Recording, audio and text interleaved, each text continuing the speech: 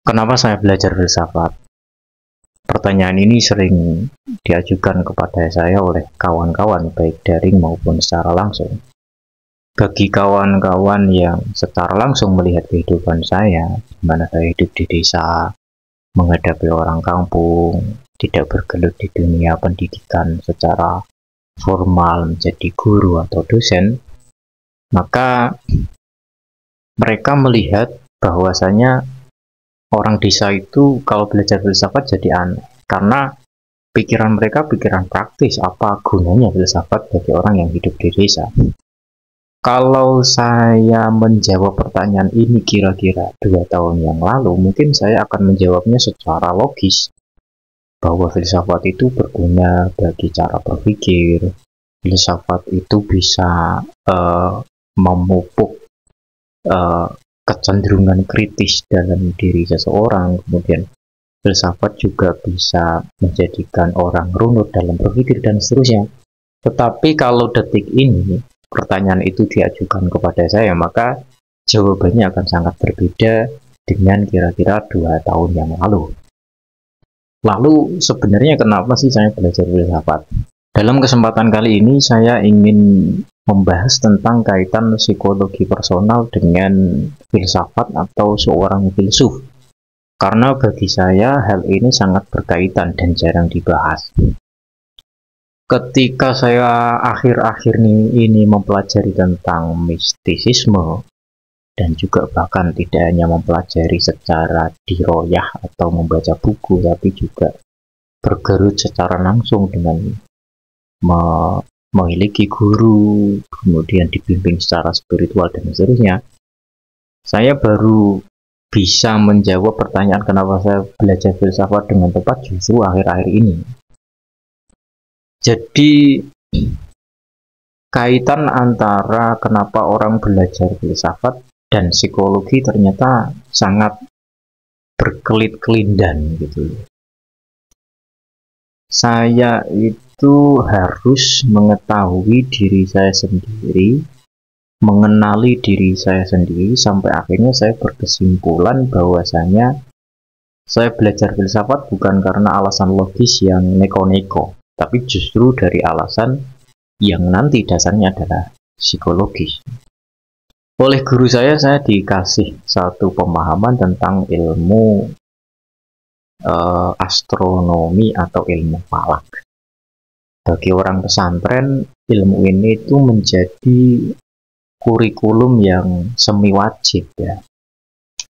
Tetapi falak yang dipelajari di pesantren itu baru menyentuh pembelajaran pertama, kedua, dan ketiga, sementara pembelajaran keempat dan kelima itu tidak diajarkan, karena falak kalau memang dipelajari sampai tuntas, nanti akan terjadi hal-hal yang di luar nalar bahkan.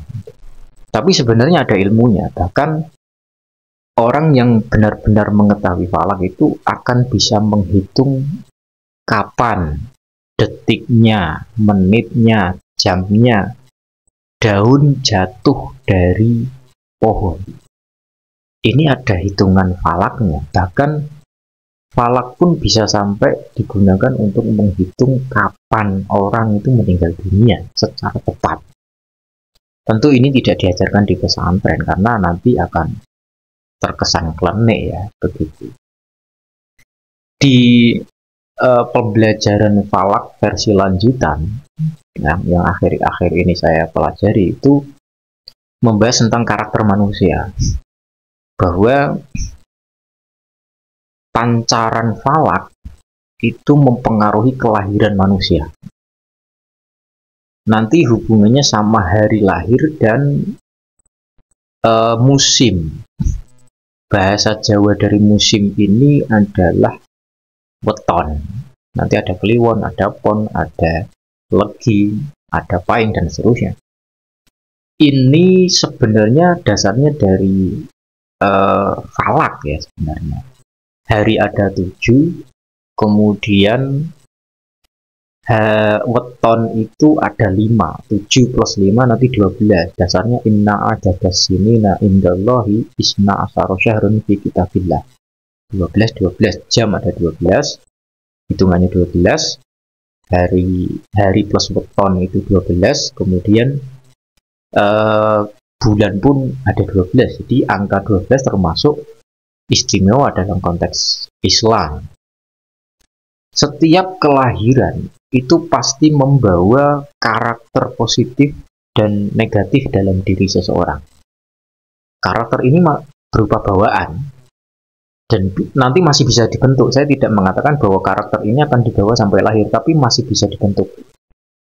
Nah, karakter ini dipengaruhi oleh pancaran falak. Jadi orang yang lahir di hari Senin Pon itu berbeda dengan orang yang lahir di Sabtu Kliwon. Sangat berbeda karakter. Ini bisa dikatakan ilmu titen, tetapi 90-80% itu tepat. Karena saya sudah berkali-kali membuktikan, melesetnya hanya 10%, 20%. Percaya tidak percaya memang seperti itu. Kemudian dalam mengenali karakter seseorang, kadang seseorang tidak bisa mengenali karakternya dirinya sendiri. Kita butuh ilmu falak ini. Saya itu secara pribadi, saya jujur, saya lahirnya itu Rabu Pahing. Ketika saya hitung antara Rabu dan Pahing, itu ketemunya nanti penjumlahan dari angka yang diambil dari Rabu dan angka yang diambil dari Pahing nanti adalah 16. Nah, 16 ini mempunyai karakter tersendiri. Rabu memiliki karakter, Pahing memiliki karakter, kemudian penjumlahan dari dua hal ini, Rabu dan Pahing, nanti juga akan memiliki karakter tersendiri. Karakter yang saya maksud misalkan orangnya tegas, orangnya lembut, orangnya cenderung pemarah, dan seterusnya. Itu sebenarnya karakter bawaan dari pancaran falak sebenarnya. Nah, guru saya kemudian menjelaskan bahwasanya karakter itu ditentukan oleh hatinya manusia, qalbun dalam hal ini. Jadi dalam urusan muasyarah, muamalah, berhubungan dengan orang lain,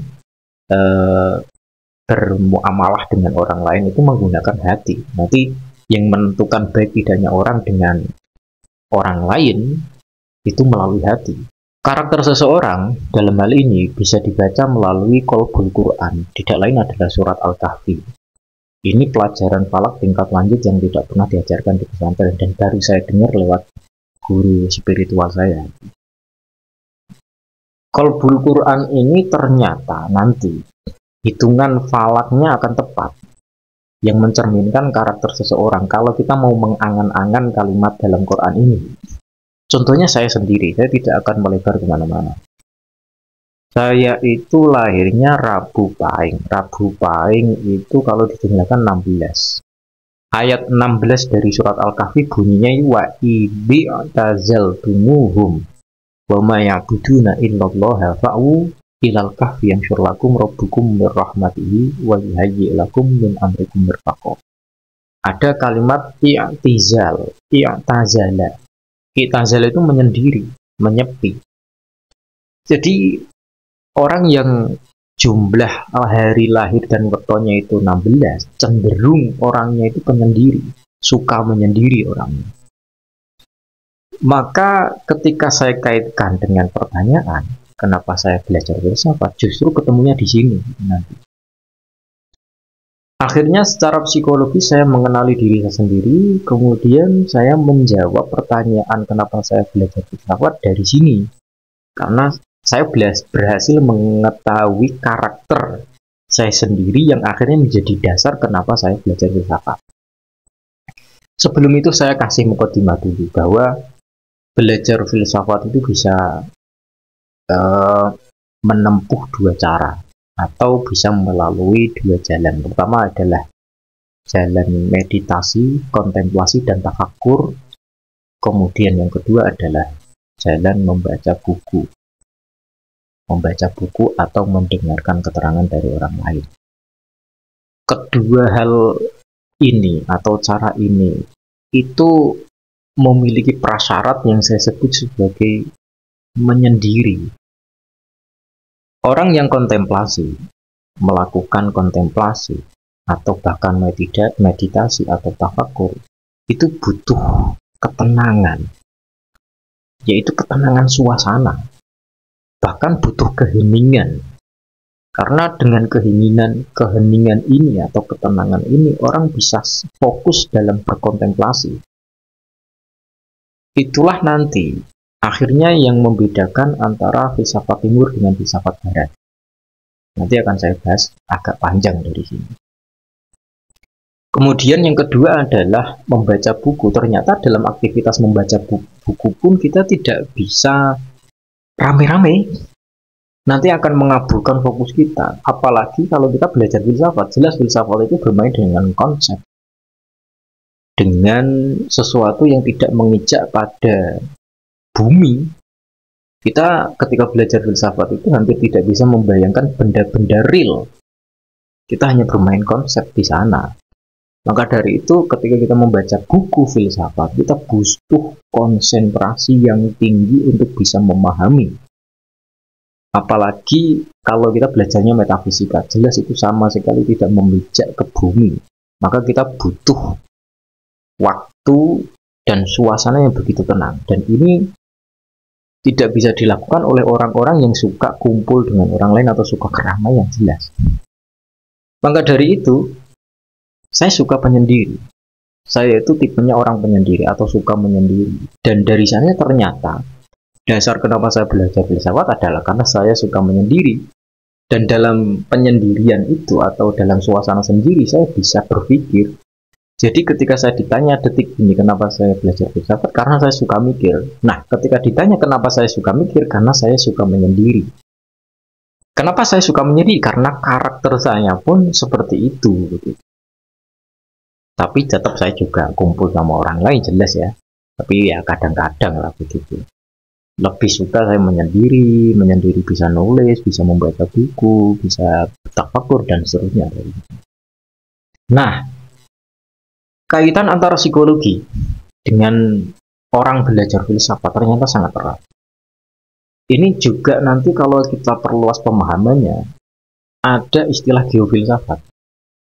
Saya membacanya dari Deleuze dan Guattari dalam bukunya What is Philosophy.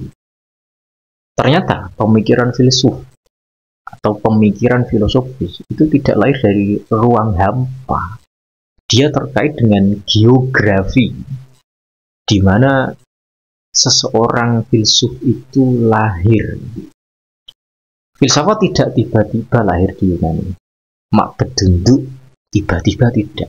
Tapi Yunani sebagai satu kota, waktu itu masih kota, ada Sparta, ada Athena, itu memiliki geografi yang unik sekaligus kultur yang unik yang menentukan lahirnya filsafat dari sana. Kita tidak mungkin lepas dari kultur yang ada di Yunani untuk konteks kelahiran filsafat, karena sebagaimana yang kita ketahui dalam sejarah filsafat, filsafat itu dimulai dari aksi demitologisasi atau peruntuhan terhadap mitos-mitos yang berkembang di Yunani. Kemudian muncullah orang Thales, Anaximander, memuncak kepada Socrates, Plato, dan Aristoteles. Itu semua adalah hasil daripada geofilsafat atau bahkan kultur yang membentuk filsafat di Yunani. Nanti ketika kita kontekstualkan dalam perkembangan pemikiran dalam dunia Islam juga sangat tepat. Orang Arab jahiliyah atau orang Arab secara umum itu tidak akrab dengan pemikiran filosofis. Nanti kita bandingkan dengan orang Persia. Ketika filsafat itu masuk ke dunia Islam, itu dibawa oleh bukan orang Arab. Bahkan sangat sedikit bisa kita hitung jari filsuf yang benar-benar dari suku Arab dibanding dari suku-suku lainnya termasuk Persia. Itu apa sebabnya? Sebabnya adalah geofilsafat lagi-lagi. Bahwa orang Arab itu tidak akrab dengan pemikiran spekulatif. Mereka itu hidupnya dengan alam yang real, dengan alam yang bisa dia sentuh, bisa dia lihat, bisa dia dengar, dan seterusnya.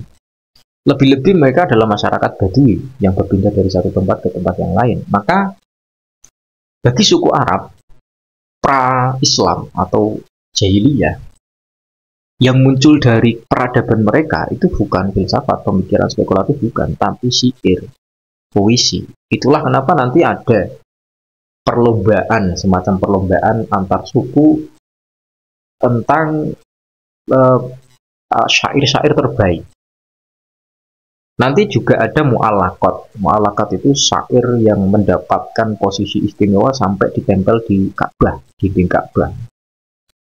Ada juga mu'allaqat Imri'il Qais, ini termasuk penyair jahiliyah. Kifana bimin dikwa habibin wa manggilin bisikil liwat bainat dahul fahomal, itu ditempel di Ka'bah atau dinding Ka'bah karena saking mulianya syair ini. Mereka tidak kenal dengan filsafat yang spekulatif. Ketika akhirnya filsafat Yunani itu masuk ke dunia Islam, ada segelintir orang Arab, sebut aja Al-Kindi. Al-Kindi itu memang filsuf Arab, ya. Tapi hanya bisa disebut dengan jari saja. Sementara yang lainnya itu non-Arab semua, dari suku non-Arab. Ibn Sina bukan orang Arab, Al-Ghazali bukan orang Arab, Suhrawardi Al-Maktul bukan orang Arab. Bahkan Ikhwanus Sofa juga bukan Arab, sampai memuncak kepada seorang Mula Sadra Sodruddin Asyirazi juga bukan orang Arab. Mereka orang Persia. Kenapa demikian? Persia pra-Islam, sekarang Iran ya Persia. Persia pra-Islam itu sudah memiliki peradaban berpikir lewat filsafat Zoroaster. Selain sebagai agama, Zoroaster ini sebagai filsafat juga atau sebagai pandangan filosofis. Orang-orang seperti Suhrawardi nanti akhirnya mengkawinkan antara filsafat barat dengan filsafat timur. Filsafat barat diwakili oleh Yunani, filsafat timur diwakili oleh filsafat Persia kuno seperti Zoroaster, kemudian Nabi Idris alaihissalam dan seterusnya, atau Hermes. Nah, ini menunjukkan bahwasanya kultur bahkan geografi secara umum itu menentukan kelahiran filsafat. Orang Jawa itu tidak kenal dengan pemikiran-pemikiran yang spekulatif. Mereka itu lebih ke praktis, dan itu umum untuk semua filsafat timur. Maka nanti ada perbedaan antara filsafat timur dengan filsafat barat. Filsafat timur itu lebih cenderung ke filosofi hidup. Nanti ada Buddha, Gautama, kemudian ada filsafat kebatinan ala Jawa, kemudian ada Konghucu, kemudian ada Taoisme yang lahir di Cina. Itu semua adalah perkembangan dari corak filosofis yang ada di timur, yang akhirnya berbeda dari yang ada di barat. Barat itu lebih cenderung ke spekulatif, pemikirannya konseptual sekali, teoritis sekali. Yunani pun demikian. Maka akhirnya ketika barat itu muncul dengan bapak filsafat modern seperti René Descartes, memuncak lagi kepada orang seperti Immanuel Kant, kemudian masuk ke abad-abad setelahnya dari Martin Heidegger, Jean Paul Sartre dan seterusnya, itu semua bermain pada tataran konseptual. Ini membedakan antara filsafat barat dengan filsafat timur, bukan hanya karena kecenderungan cara berpikir mereka, tapi lebih mengarah juga kepada geografi dan kultur masyarakat sekitar. Nah, filsafat itu juga berhubungan dengan psikologi ternyata. Inilah yang ingin saya bahas. Sebelum itu saya ingin berseloroh dan bercerita. Sebelum saya di Mesir itu saya kuliah di Semarang, di UIN. Dulu masih IAIN Wali Songo. Dulu saya kuliah di Fakultas Usuluddin jurusan tafsir hadis. Dulu itu ada anekdot di antara kami. Ada seorang kawan yang dia sebenarnya pilihan utamanya ketika mendaftar di universitas itu atau di institut itu bukan ke Fakultas Usuluddin, tapi ke Fakultas Tarbiyah atau Fakultas Dakwah. Kemudian karena tidak diterima, kuotanya itu terbatas di fakultas-fakultas tersebut, dia akhirnya keterimanya justru di Fakultas Usuluddin. Di Fakultas Usuluddin pada masa saya itu ada 3 jurusan. Pertama tafsir hadis, kedua akidah filsafat, dan ketiga tasawuf psikoanalisis. Nah, kawan saya ini itu dilalah kebetulan masuknya ke akidah filsafat. Maka ketika kami ospek itu kami diberitahu atau dikasih pengantar oleh para senior begini, kalian itu tersesat di jalan yang benar. Karena mereka tahu bahwasanya kami itu rata-rata tidak menjadikan usuluddin sebagai pilihan pertama. Kemudian nanti anekdotnya adalah bahwa orang yang belajar filsafat ketika dia akhirnya pulang ke kampung halaman, belajar caranya ternak lele.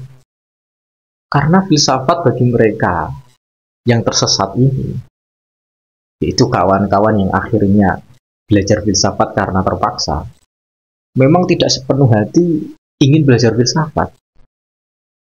Maka dari itu kita perlu mengenali diri kita sendiri. Man arafa nafsahu faqad arafa rabbahu. Kita kenal dengan diri kita sendiri dan kita cari alasan personal kenapa kita harus belajar filsafat.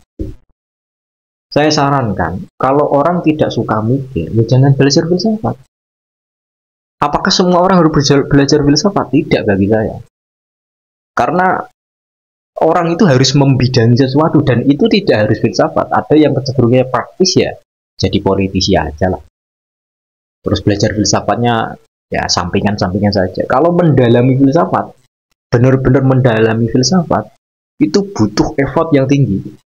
Dan benar-benar secara psikologis dia harus berkarakter orangnya itu suka mikir. Kalau nggak suka mikir, jauh-jauh deh dari filsafat. Karena filsafat itu tidak serta-merta langsung bisa dipraktekkan ke dunia nyata. Sangat-sangat tidak bisa.